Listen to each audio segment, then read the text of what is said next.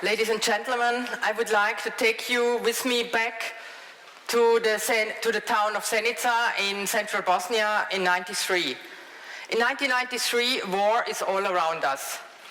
I'm a young feminist gynecologist working together with Bosnian female doctors and psychologists. We just have opened the Women's Therapy Center Medica Zenica. Many women and girls have got raped during the war as a part of the war, and we want to support these women, creating a safe space for them. There is Sabina. She's 20 years old and she is pregnant. How can I love this child, she asks me. And how am I supposed to bring up this child on my own? In 1993, when I went to Bosnia, I was very angry. I was angry. The world media was full of scandalizing reports about the women, but nobody wanted really to help them. I absolutely had to do something to change that, using my energy, my strengths, my empathy, and my expertise. And it was also an act of solidarity. Back in Germany, I found engaged people, and together with them, we established the women's organization Medica Mondiale. 25 years have passed since then, and my organization has realized further projects in further war-torn areas, where again, hundreds of thousands of women and girls have suffered violence. Many of them are like Sabina. They had no idea how to cope with that, what they have survived, and how they could bring up their children on their own and to help them to grow. Today, survivors of sexualized wartime violence still do not receive enough assistance. What those women need is trauma-sensitive psychosocial approach and support, along with medical treatment, legal counseling, and income generating. But they also need acknowledgement from their communities, from their families, that what they have gone through, this injustice, is a severe human rights violation. Compared to 25 years ago, the difference now is that women's organizations have set up long-term structures where local female activists and professionals work tirelessly and courageously to assist those women on their way back to life.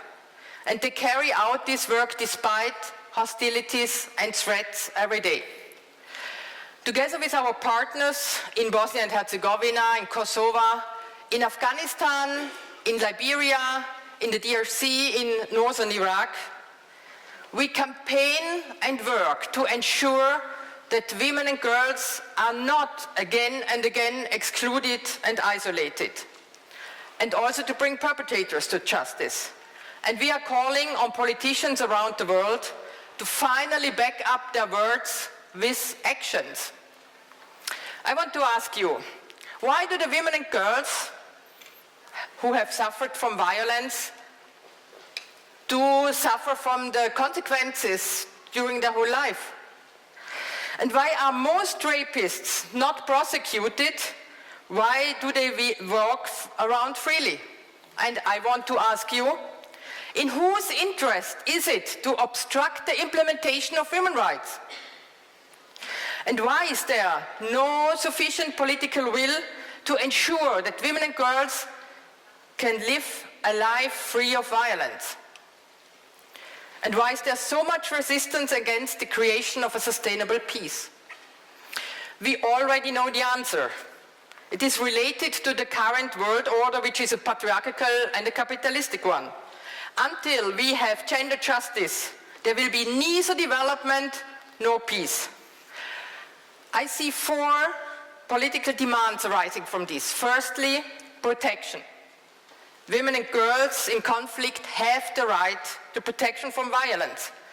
The UN Resolution 1325 on women, peace and security already has stated how this can be done. It means also prevention, and it gives local women's organizations a crucial role. Secondly, acknowledgement. Government and societies have to acknowledge rape as a human rights violation. And this cannot be on paper alone. There needs to be an end to impunity for perpetrators. And it needs financial and medical compensation measures for the survivors. Thirdly, participation.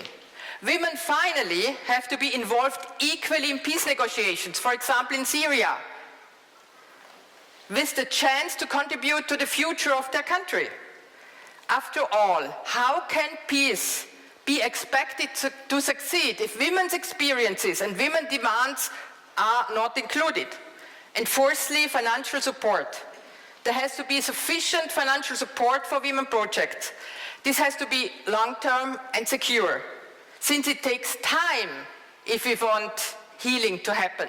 This is something what we know from my organization since 25 years now. We all are part of this patriarchal world order.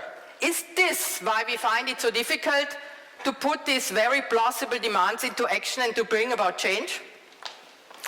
Back in Bosnia in 1993, Sabina decided to keep her child. And thanks to the support she received from the colleagues from Medica Zenica, she also later found the courage to speak with her daughter about what she has experienced. War is never simply over. The consequences of violence continue to have an impact, even carrying over to the next generation as transgenerational trauma. But however, they also present us with an opportunity to change. Recently, I met Sabina and her today 25-year-old daughter in Sarajevo. The 25-year-old daughter Aina is now studying psychology and has lately joined, together with a group of her peers, to set up the Association Forgotten Children of the War. They do not want to be forgotten. Quite the opposite, in fact. They are no longer prepared to accept the exclusion and the isolation that they themselves and their mothers have experienced. They want to change something and they want to raise awareness. Medica Mondiale will support these young people as they establish their organization now, as we know how important it is to join together and share experience and to raise public awareness. And there can be barely enough men and women acting out of solidarity with the survivors and working to enact women's rights and their political and economical participation. All of us assembled here, from politics, from civil society, women and men, can begin to do this now.